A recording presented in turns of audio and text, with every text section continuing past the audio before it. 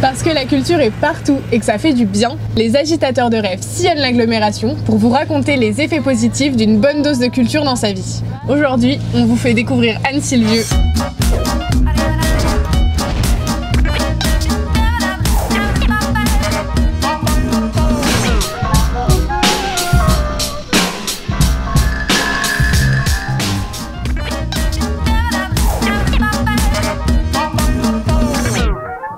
Nous sommes 3 étudiantes qui représentons l'association AQA, donc Association culturelle universitaire annécienne. Nous avons décidé de la reprendre afin de développer la culture au sein du campus, promouvoir des événements culturels. Vous avez fait un sondage sur le campus. On a posé la question comment définiriez-vous la culture? Il en est ressorti les mots les plus importants, connaissant, savoir, on a aussi enrichissant, tradition, coutume, musique. Beaucoup de stéréotypes sur la culture. Souvent, on a l'impression que la culture, notamment les étudiants, c'est réservé pour une certaine élite, entre guillemets, parce que y a parfois le problème du prix, il peut avoir le problème de la classe sociale, de l'impression que c'est pas fait pour nous, alors qu'au final, la culture, c'est un terme très large. On essaye en fait de proposer des événements assez larges qui puissent intéresser un maximum d'étudiants, donc pour moderniser entre guillemets un peu la culture. On supervise la semaine culturelle avec The Student House, c'est une autre association. La MUA, association musicale annécienne. On va organiser diverses choses, des concours photos, des blind tests, donc certains groupes qui nous font des graffitis, du street art. On a aussi bien sûr des groupes de musique, des concerts. C'est un plaisir quand on aime ce qu'on fait. Ça permettra peut-être justement de développer tout ce côté artistique sur un campus qui est plutôt sportif jusqu'à présent, quoi.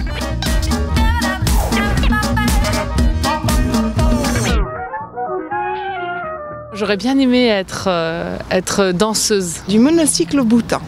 Musique classique. Savoir marcher sur un fil. Moi, ce qui me ferait bien triper, c'est de faire du monocycle sur ma ligne, là.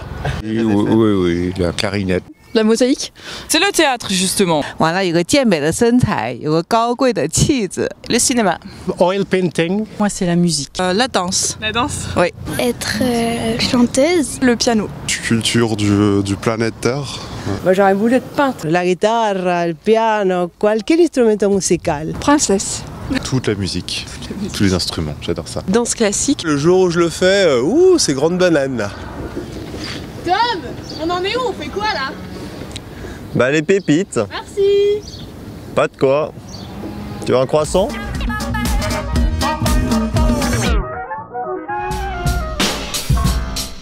Salut les Happy News, moi c'est Maxime, j'ai 22 ans et je suis batteur.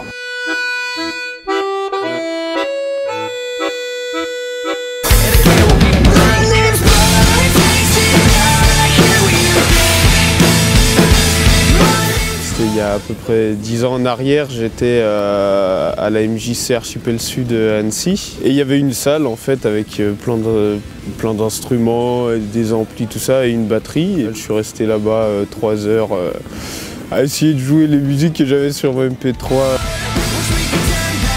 C'était le batteur de Blink-182. J'avais réussi en fait à avoir un pass pour aller dans les loges, tout ça, au dernier moment. Puis je vois en face de moi, peut-être à 4 mètres, un grand gars tatoué de partout, de la tête aux pieds. Et là je me suis dit merde, c'est lui. En Angleterre, pendant mes études de batterie, justement, ils avaient organisé un tremplin pour les artistes et les groupes de l'école. Et donc j'avais mon groupe, ça faisait 15 jours qu'on se connaissait, on savait pas, on s'est dit on va essayer quand même. Et puis au final, ça s'est super bien passé, quoi. Donc, et puis on a été pris, on a réussi à ce tremplin. C'est toujours en Angleterre, toujours avec ce groupe-là.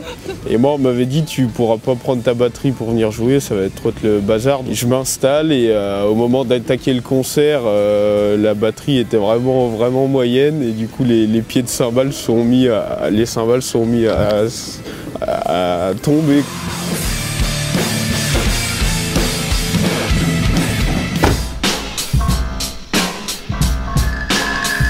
Salut les Happy News, moi c'est Manon, j'ai 14 ans et je rêve de devenir écrivain.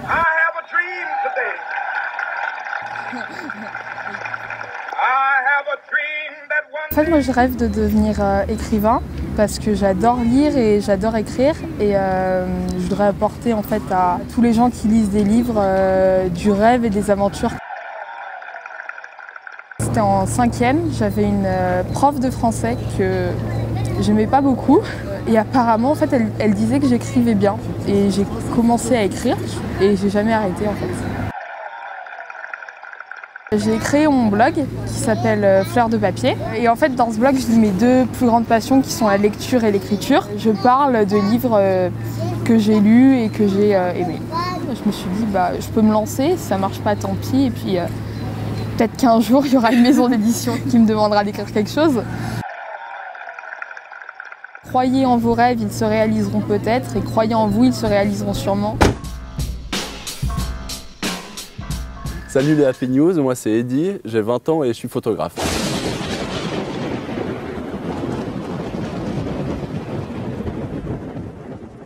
Moi je pratique les deux, mais je préfère la photo quand même parce que déjà c'est plus pratique dans l'événementiel. Niveau post-prod ça prend moins de temps quand même et c'est mieux cette notion d'instantané. Et on voit aussi plus rapidement les réactions des gens, ça me fait assez plaisir ça. Je préfère la couleur quand même parce que je trouve que c'est plus éclatant, les couleurs ça fait plus pop et ça met plus une ambiance de bonheur.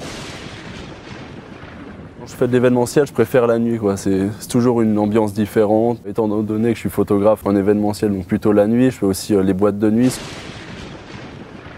Je préfère les photos prises sur le vif quand même, plutôt que les photos où les gens posent, parce que souvent ils font ça avec les doigts, ça, ou le bec de canard, et c'est des choses que je supporte plus trop maintenant. J'aime bien me faire discret aussi quand je pratique. Alors moi je préfère le paysage quand même parce que ça permet plus aux gens d'avoir une certaine place dans le cadre et je trouve que quand c'est en portrait ça les écrase directement et s'il y a quelque chose que j'aurais pu rater en portrait, je me mets toujours en paysage et je peux éventuellement tricher en recadrant.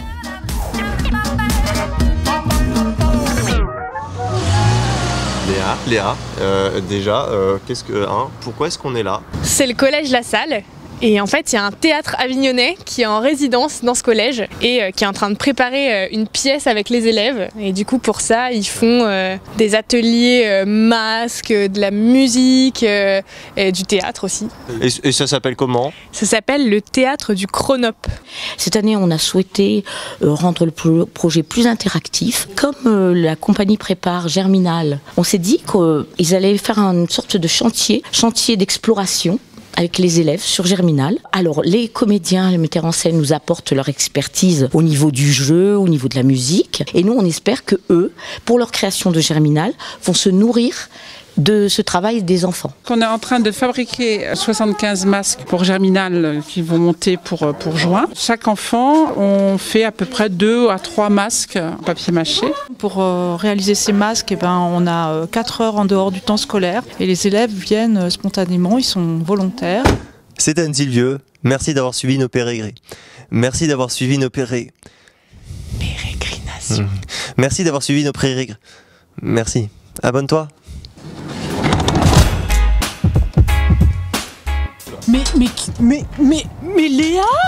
Je suis dans le rêve. Oui, complètement, oui. Ce serait gros, hein. Chouettos. Et donc ces masques,